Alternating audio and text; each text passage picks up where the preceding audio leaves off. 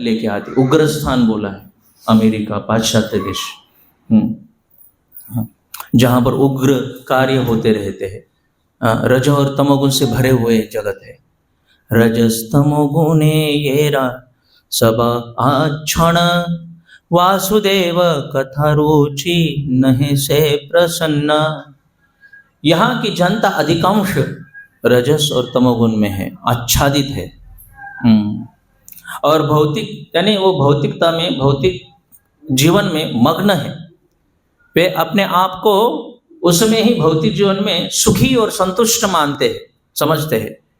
इसलिए वासुदेव कथा रुचि नहीं से प्रसन्न, इसलिए उनको वासुदेव की दिव्य कथाओं में कैसे रुचि आएगी जो तमो और रजोगुण में है पूरी तरह से। मैं नहीं जानता वे किस प्रकार से इस श्रीमद् भागवतम के संदेश को समझ पाएंगे। तबे यदि तब कृपा होए अहेतुकी, किंतु मैं जानता हूं कि तुम्हारी अहेतुकी कृपा अगर मुझ पर या उन पर हो, सकल संभव हो ये तुम्ही से कौतुकी, कुछ भी असंभव नहीं है, सब कुछ संभव होगा, असंभव भी संभव होगा। प्रभुपाद बोलते इम्पॉसिबल वर्ड इन फुल्स डिक्शनरी। भगवान को और भगवान के शरणागत भक्तों को कुछ भी अशक्य, असंभव नहीं है, क्योंकि तुम सबसे निपुण और कौतुकी, यानी आप बहुत कौतुकी हो या निपुण हो। कि भावे बुझा ले तारा बुझे से रस, एत कृपा करो प्रभु करी निज वश। कि भावे बुझा ले तारा बुझे से रस, वे भक्तिमय सेवा में भावों को वो कैसे समझेंगे? भक्तिमय रस, अभी कौन सा रस है? भौतिक रस। अभी भौतिक रस से भक्तिमय रस तक कैसे पहुंचेंगे? हे प्रभु, मैं तो बस आपकी कृपा और प्रार्थना करता हूं जिससे मैं उन्हें आपके दिव्य संदेश के प्रति आश्वस्त कर सकूं, आपके दिव्य संदेश उनको अच्छा लगे, अपनाएं। यह आपकी कृपा से ही होगा। तुम्हारी इच्छाएं सब होए माया वश, तुम्हारी इच्छाएं नाश माया पर। आपकी इच्छा से ही सब लोग माया के वश में आ जाते हैं, और आप अगर इच्छा करेंगे तो यह सब जो रजोतमोगुणी आच्छादन या माया के आच्छादन में है वो उस चंगुल से छूट भी सकते हैं अगर आपकी कृपा हो। तब इच्छा होए यदि तांदेर उद्धार, बुझिबे निश्चय तबे कथा से तुम्हार। यदि उनके उद्धार है तो तुम्हारी इच्छा होगी, तभी वे तुम्हारी कथा समझने में समर्थ होंगे। भागवतेर कथा से तव अवतार, भागवत कथा आपका स्वयं अवतार है। धीर हैया सुने यदि काने बार बार, और धीर होकर व्यक्ति विनम्रता पूर्वक जब इस भागवतम संदेश को सुनेगा, श्रवण करेगा कान बार बार, तो इसे वो समझ सकते हैं इस संदेश को। सुनताम सुखताम कृष्ण पुण्य श्रवण कीर्तना हृदयन्तस्तु अभद्राणि विधुनोति सुवत्सताम। इस भागवत कथा को श्रवण करने से हृदय के जो अमल है, मल जो है, उससे पूरी तरह से वो विमल हो जाते हैं। नष्ट प्रायेषु अभद्रेषु नित्यम भागवत सेवया, भगवत्तम श्लोके भक्ति भवति नैष्ठिकी।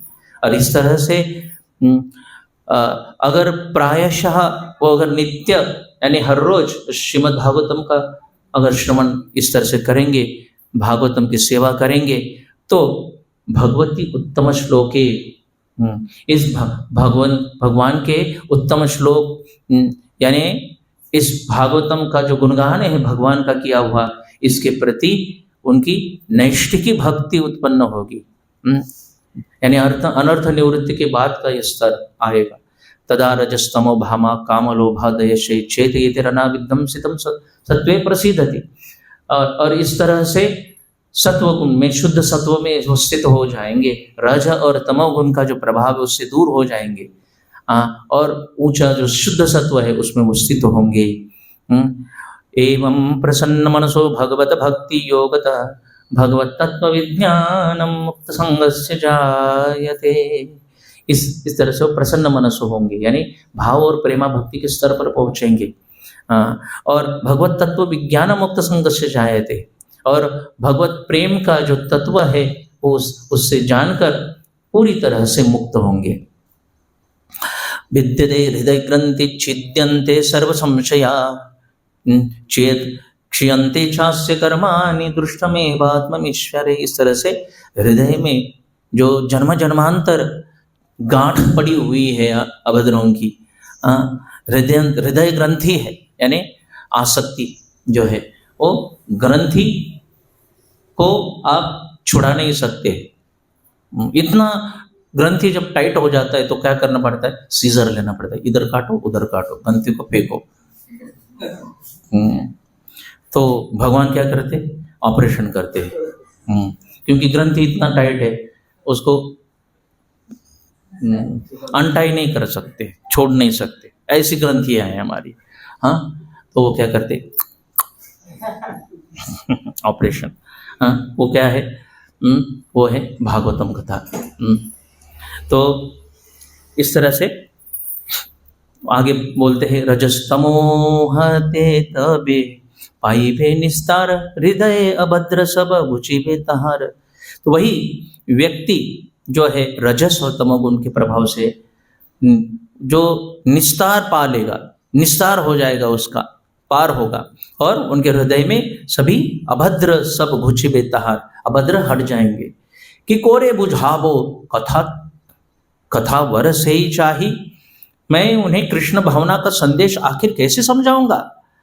क्षुद्र आमी दीनहीन कोनो शक्ति नहीं, मैं एक क्षुद्र हूँ, मैं बहुत दीन हूँ, मैं बहुत दुबला हूँ, मैं असमर्थ हूँ, मैं आपका संदेश उन तक पहुँचने में बहुत असमर्थ अपने आप को समझता हूँ। अथच एने छो प्रभु कथा बोली बारे, जे तुम्हारे इच्छा प्रभु करो यही बारे। फिर भी हे प्रभु, आप मुझे यहाँ अपनी कृपा बुलवाने के लिए, बुलवाने के लिए, बोलने के लिए यहाँ पे लाए हो।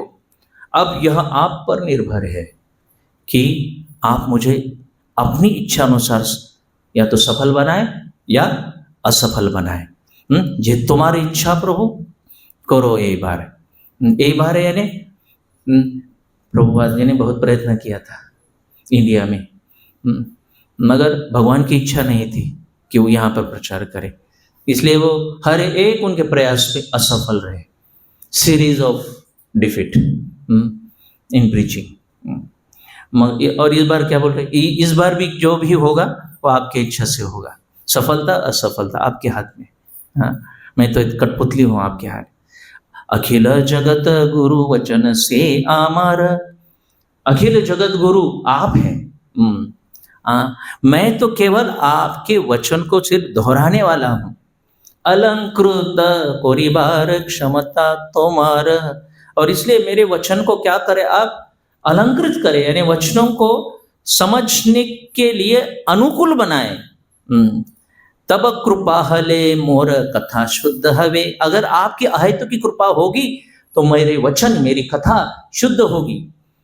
सुनिया सबार शोक दुख जे घुचिबे, और ये कथा सुनकर सबका दुख घुचिबे, नाश होगा, शोक और दुख से वो दूर हो जाएंगे।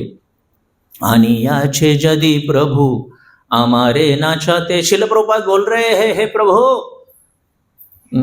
वैसे भी तो आपने मुझे यहाँ पे नाचने के लिए बुलाया है, यहाँ पर आप ही बुलाने वाले हैं, आप ही नचैया है, यानी नाचने वाले हैं। मैं तो एक कठपुतली हूँ। नचाओ नचाओ प्रभु नचाओ, नचाओ से मते, हे प्रभु मुझे नचाओ अभी, जैसी आपकी इच्छा है नचाओ नचाओ।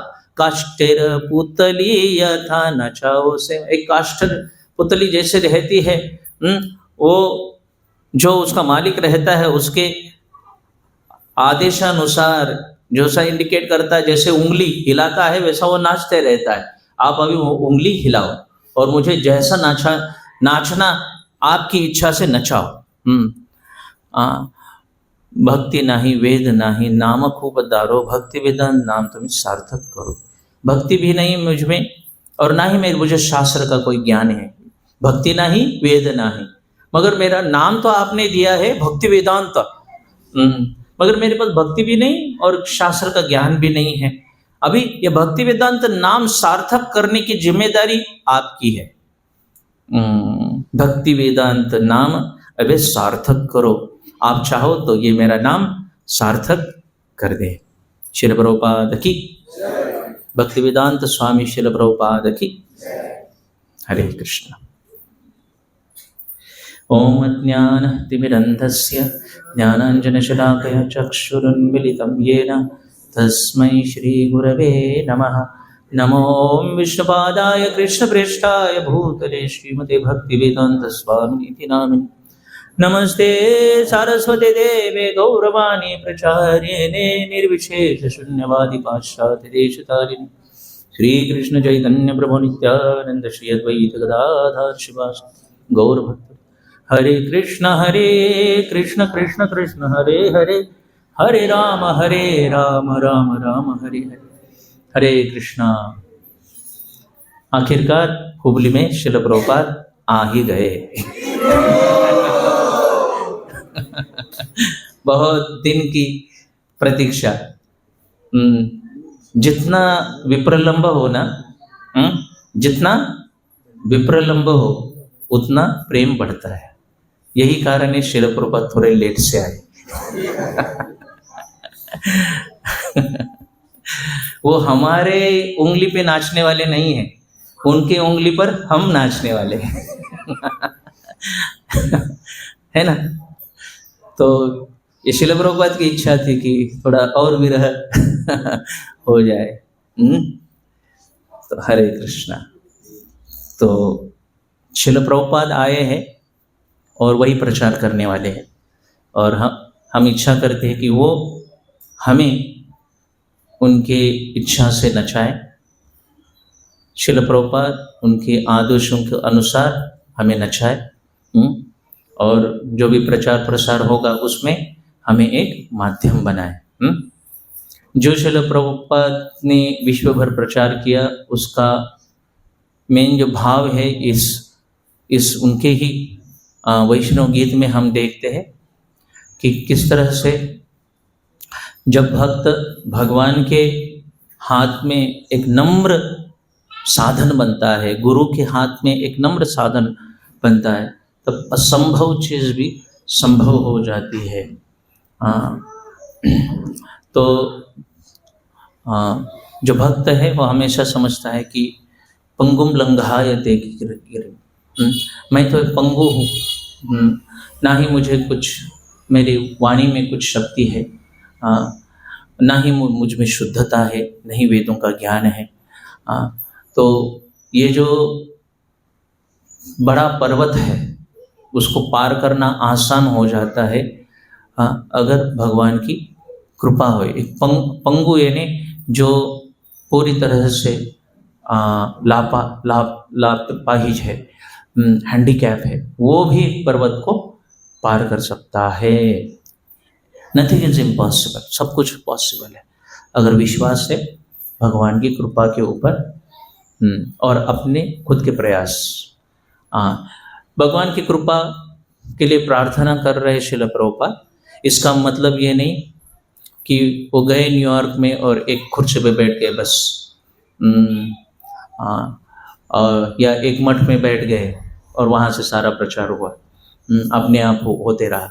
भगवान की कृपा से, भगवान की कृपा होगी तब होगा, नहीं, उसके लिए बहुत सारे प्रयास की आवश्यकता रहती, अथक प्रयास की आवश्यकता रहती।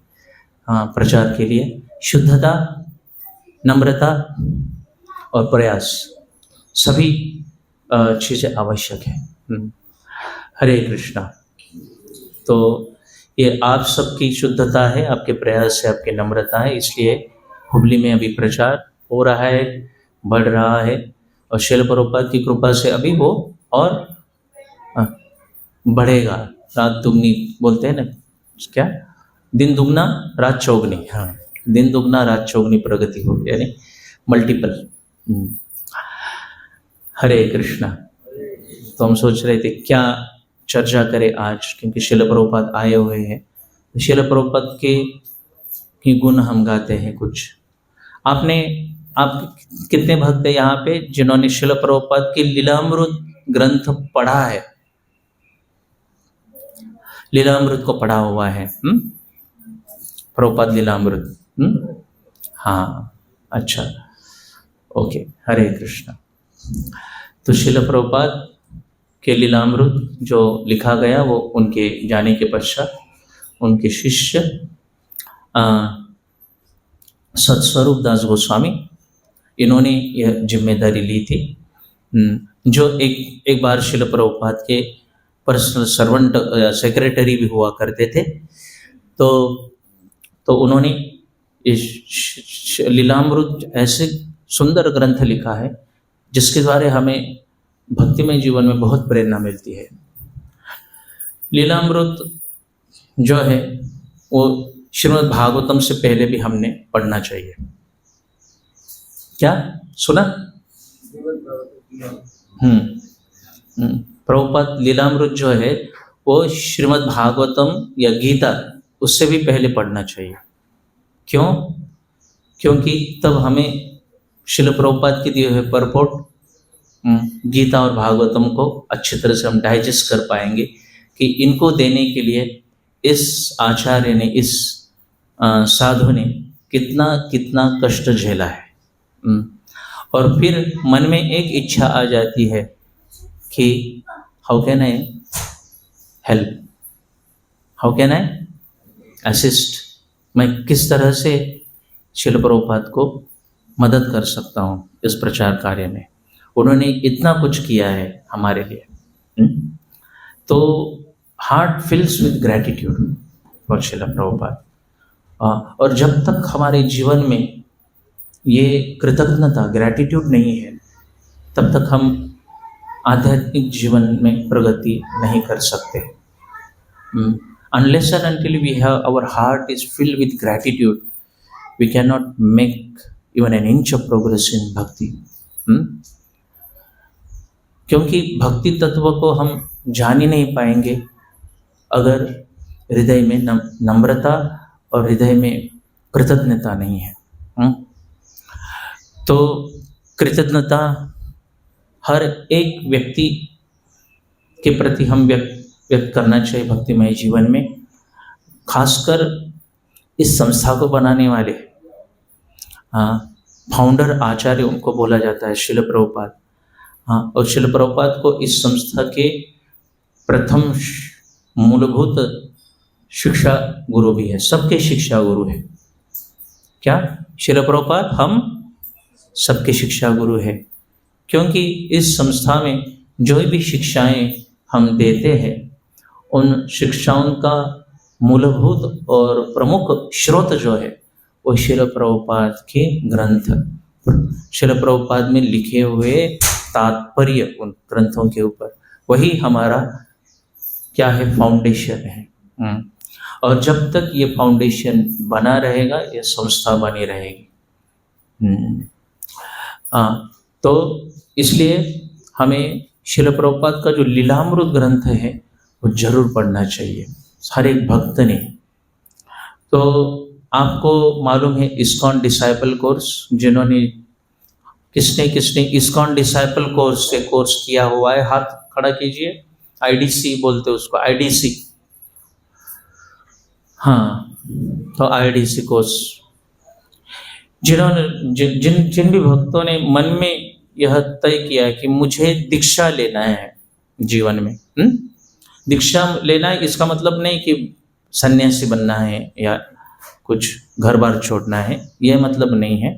दीक्षा लेना है नहीं, आध्यात्मिक गुरु को स्वीकार करना और एक प्रामाणिक आध्यात्मिक परंपरा को अपने आप को जोड़ना, और उसके लिए आध्यात्मिक जीवन की प्रगति के लिए कुछ वाउज रहते हैं, जैसे कि 16 माला करना, 4 नियमों का पालन करना। इनको गुरु के सामने लेके तो फिर गुरु का आशीर्वाद, सारे आचार्यों का आशीर्वाद अपनाना, इसको दीक्षा, दिव्य ज्ञान ददाति एंड और जो कर्म है उसके क्षपयति, उसका नाश होना। तो यह है दीक्षा की क्रिया। तो आईडीसी कोर्स हम करते हैं, इस्कॉन डिसाइपल कोर्स, उसके लिए सभी भक्तों के लिए। क्यों? ताकि सभी भक्तों को पता चले कि इस संस्था में श्रील प्रभुपाद जो है वो पहले गुरु है जिनको हमें अपनाना है, उनकी शिक्षाओं को अपनाना है। किसी और गुरु को अपनाने से पहले सबसे पहले श्रील प्रभुपाद को अपनाना है अपने गुरु के रूप में, यानी क्या? शिक्षा गुरु के रूप में। प्रभुपाद सबके गुरु है। प्रभुपाद क्या? इस्कॉन में जो भी आया हुआ है सबके गुरु है, उसमें कोई दुमत नहीं है। ऐसा कोई बोलते हैं कुछ कुछ लोग कि आप श्रील प्रभुपाद को अपनाते नहीं गुरु के रूप में, ऐसे थोड़ी है। प्रभुपाद को गुरु है ही, हमारे सबके गुरु है, मगर वो शिक्षा गुरु है सबके। दीक्षा गुरु नहीं बन सकते अभी। क्यों? क्योंकि वो अभी हयात नहीं है। दीक्षा गुरु के लिए उनके जो प्रामाणिक शिष्य है, जो गुरु की भूमिका निभा रहे, वो हमारे दीक्षा गुरु होने चाहिए, ताकि गुरु शिष्य परंपरा, दिव्य परंपरा है, वो आगे बढ़ती रहे। तो इस तरह से ये आईडीसी कोर्स होता है। अभी इस्कॉन में और एक कोर्स डिज़ाइन हुआ है और वो लॉन्च भी हुआ है, फर्स्ट बैच। और वो एजुकेशन मिनिस्ट्री जो है उसने लॉन्च किया है। वो कोर्स क्या है कि Srila Prabhupada the founder Acharya pre eminent शिक्षा गुरु, ये कोर्स है, जिसमें आपको लीलामृत के मुख्य मुख्य जो ग्रंथ है उसमें से क्वेश्चन आएंगे, सीरीज ऑफ क्वेश्चन, और उसको आपको पढ़ना होगा, उनको लिखना होगा और उसको आपको सर्टिफाई करना होगा। वो होने के बाद फिर आईडीसी कोर्स, उसके बाद फिर प्रथम दीक्षा, और एक फिल्ट्रेशन आ गया है और एक फिल्टर डाला है आईडीसी के पहले। अभी पहला कोर्स लॉन्च हो गया है जो टीचर्स है उनके लिए, दे बिकेम सर्टिफाइड नाउ। अभी वो हर एक शिष्य के लिए, जो भी दीक्षा लेगा इस संस्था में, उसके लिए कंपलसरी है। ऐसा नहीं दीक्षा लेना सबके लिए कंपलसरी है ये कोर्स। तो भविष्य में ये कोर्स भी लॉन्च होंगे, जिसके द्वारा हमें सबसे पहले यह समझ में आए कि प्रभुपाद की क्या भूमिका है हमारे आध्यात्मिक जीवन में, श्रील प्रभुपाद का हमारे आध्यात्मिक जीवन में क्या स्थान है, कितना महत्वपूर्ण स्थान है। बहुत सारे जो भक्त रहते हैं श्रील प्रभुपाद के ग्रंथों को इतना महत्व नहीं देते, पढ़ते नहीं। और ऐसा होता है कि लोकल जो भक्त है या लोकल जो गुरु रहेंगे उनको मान सम्मान इतना दिया जाता है कि वो भूल जाते हैं कि प्रभुपाद अपने पहले सम्माननीय फाउंडर आचार्य है। तो इसलिए सबसे पहले होगा कि Srila Prabhupada as preeminent शिक्षा गुरु, ये हमारे मन में स्थापित हो, तब इस संस्था को या भक्तों को कोई भी पतन नहीं हो सकता। तो इसलिए श्रील प्रभुपाद की शिक्षा को और श्रील प्रभुपाद की इस संस्था का जो भूमिका है उसको समझना सबसे महत्वपूर्ण है। तो आज ऐसे श्रील प्रभुपाद यहाँ पर आगमन हुआ है। सुस्वागतम प्रभुपाद। स्वागतम प्रभुपाद, सुस्वागतम प्रभुपाद। तो आज हम का स्वागत किए हैं, सुस्वागतम किए हैं। इसलिए ये विषय बराबर अभी लास्ट वीक में ही वो कोर्स लॉन्च हुआ है और श्रील प्रभुपाद आ गए यहाँ पर।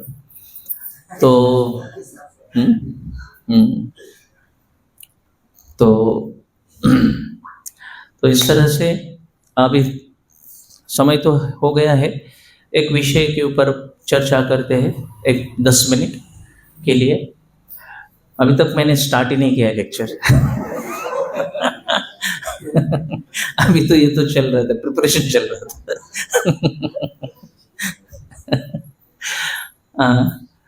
तो सिर्फ एक दो एपिसोड्स में बताता हूँ श्रील प्रभुपाद के जीवन की लीलामृत से। देखिए, श्रील प्रभुपाद बचपन से एक शुद्ध भक्त की भूमिका निभाते हैं। श्रील प्रभुपाद शुचिनाम श्रीमताम गेहे योगो भ्रष्टो भी जायते, तो उसमें और आगे के परपोट में अथवा योगी कि किस तरह से जो भक्त शायद लंबे भक्ति के प्रयास के बाद अगर उनका पतन हो तो उनका जन्म किसमें घर में होता है? एक भक्त के घर में या वैष्णव के घर में उनका जन्म होता है।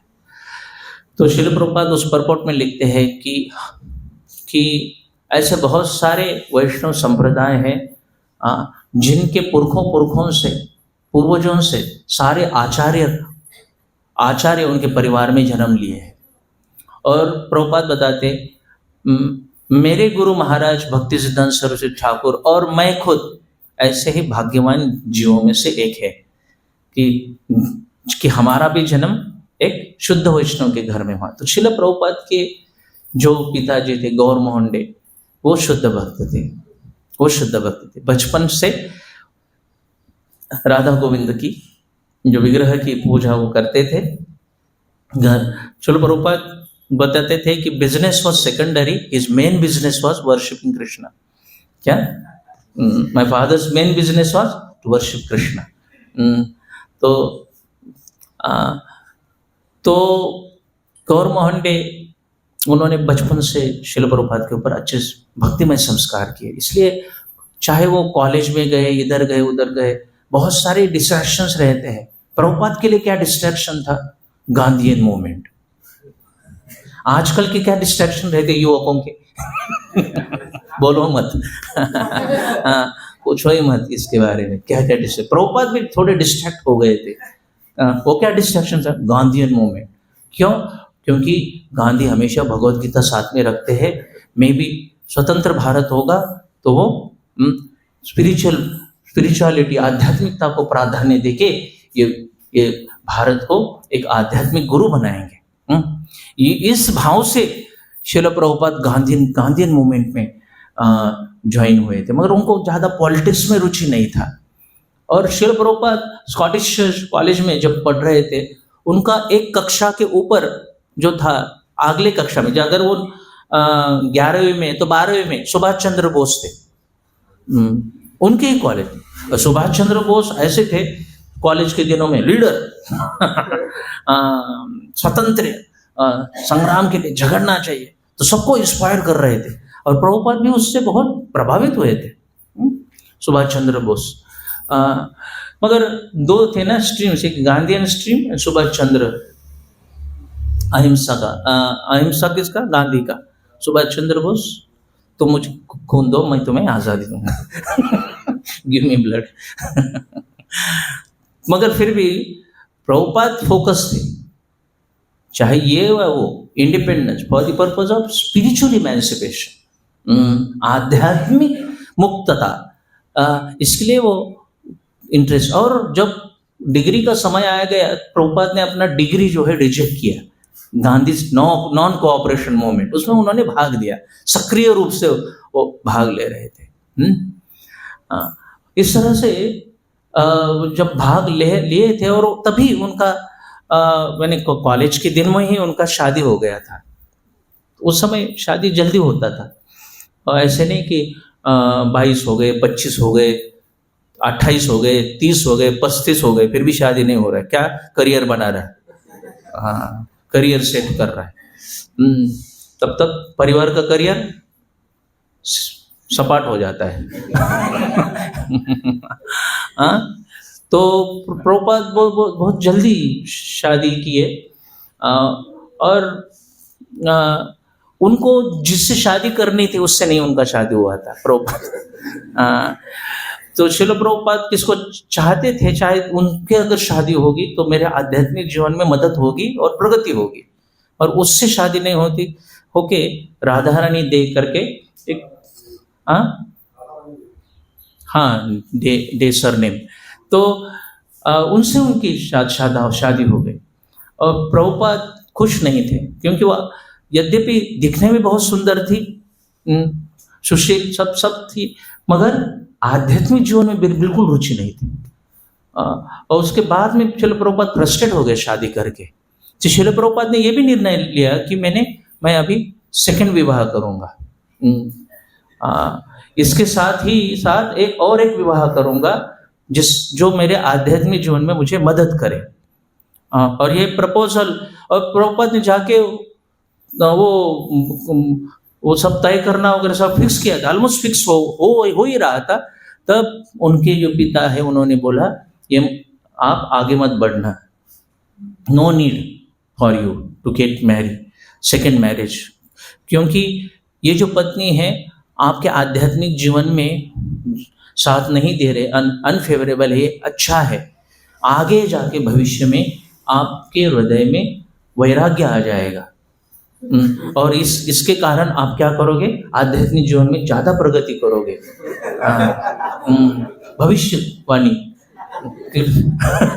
भविष्यवाणी की किसने, गौरमोहन डे ने। यानी देखो गौरमोहन डे का क्या कॉन्शियसनेस था, चेतना क्या थी कि ये अच्छा है ताकि आगे जाके डिटैचमेंट आ जाए,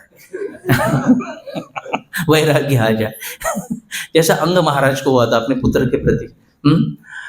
तो ऐसे स्पिरिचुअल प्रिंसिपल जो थे वो इनग्रेन थे चेतना में गौरमोहन डे के।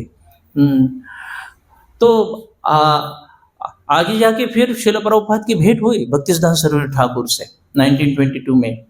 नरेंद्र जो थे उन्हें मलिक उनके रिलेटिव खींच के वो लेके गए, उनकी इच्छा नहीं थी, उन्होंने बहुत सारे साधु देखे थे, मगर उनका पूरा विश्वास था गांधी इज द साधु, तो उस साधु को फॉलो कर रहे थे। तो फिर बाद में फिर जैसे ही भक्तिसिद्धांत सरस्वती ठाकुर सामने आए, सिद्धांत सरस्वती ठाकुर उनको बोले, यू यंग बॉय, किसको बोल रहे, you Abhay, you young boy, why don't you take the message of Lord Chaitanya and spread this message of Bhagavatam all throughout the world in English language? Srila Prabhupada बड़े आश्चर्यचकित हुए, जानना पहचान कुछ जान पे भी नहीं, पहचान भी नहीं, और बोल रहे हैं कि आप भागवतम के संदेश को अंग्रेजी भाषा में पूरे विश्व में फैला दो। प्रभुपाद बड़े आश्चर्यचकित। तो श्रील प्रभुपाद फिर उनसे आर्ग्यूमेंट किए, आपके इस आध्यात्मिक मैसेज को कौन सुनेगा जब तक भारत स्वतंत्र नहीं होता, तब तक ये आध्यात्मिक चेतना का प्रसार नहीं हो सकता। तब भक्तिसिद्धांत सरस्वती ठाकुर बोले, the spiritual independence is independent of the independence. समझ में आए? आध्यात्मिक जो चेतना है या का प्रसार है वो भारत के स्वतंत्र होने या अस्वतंत्र रहने में निर्भर नहीं, वो उसके ऊपर अस्वतंत्र है, उस पर निर्भर नहीं है। और वही देखते हैं हम स्पिरिचुअल, जब भारत को स्वतंत्रता मिली भौतिकतावाद ज्यादा बढ़ा, because power has gone from one demon to the other demon side. Democracy, no, that is it. Prabhupada used to say demon crazy, democracy. तो इस तरह से वो कन्विक्शन देखा भक्तिसिद्धांत सरस्वती ठाकुर का, श्रील प्रभुपाद उससे कन्विंस हो गए, पहली बार कोई है जिसने मुझे डिफीट किया आर्ग्यूमेंट में, और उन्होंने एक्सेप्ट किया। और जब नरेंद्र बोले मलिक उनको कैसे रहे अनुभव आपका, तो बोले he is sadhu. Lord Chaitanya's moment in right hand, lord Chaitanya Mahaprabhu का जो संस्था है, मिशन है, सही हाथ में है। और तभी उन्होंने तय किया कि मैं, प्रभुपाद बोले, मेरे हृदय में उनको उसी समय में एक आध्यात्मिक गुरु के रूप में स्वीकार किया। ये है गुरु स्वीकार करने का प्रक्रिया। जैसे ही गुरु से श्रवण करते हैं, इतना हृदय में एक कन्विक्शन आ जाता है कि ये मेरे आध्यात्मिक गुरु है। तो इस तरह से श्रील प्रभुपाद ने पूरा अपना जीवन समर्पण करने का सोचा, मगर ख्याल आया, अरे मगर मैं बाकी के ब्रह्मचारी सन्यासी जो है, जिनके मठ में सेवा कर रहे, उतना नहीं कर पाऊंगा। क्यों? क्योंकि मेरी शादी हुई है। तब अभी अभी उनकी शादी हुई थी, रिस्पॉन्सिबिलिटीज थी। बोस लैब में वो एक मैनेजर के रूप में वो कार्यान्वित थे। तो ये सारी रिस्पॉन्सिबिलिटी होने के कारण प्रभुपाद कर नहीं पा रहे थे। बहुत दुख हुआ उनको कि मैं गुरु महाराज की इस आदेश को अभी पालन करने में असमर्थ हूँ, मगर मैं इस आदेश का पालन जरूर करूंगा। ये कन्विक्शन प्रभुपाद को 22 में हुआ, 1922, यानी कितने साल पहले, 44 years बिफोर, 44 साल के बाद वो जो मन में जो संघर्ष चल रहा था कि गुरु महाराज की इच्छा को पूरा करना, वो 1966 में जाके पूरा हुआ। 44 years was a year of preparation. और इस 44 साल में प्रभुपाद ने बहुत संघर्ष किया, बहुत संघर्ष हुआ। वो लीलामृत आपने पढ़ना चाहिए, दिस 44 year, वेरी इंस्पायरिंग।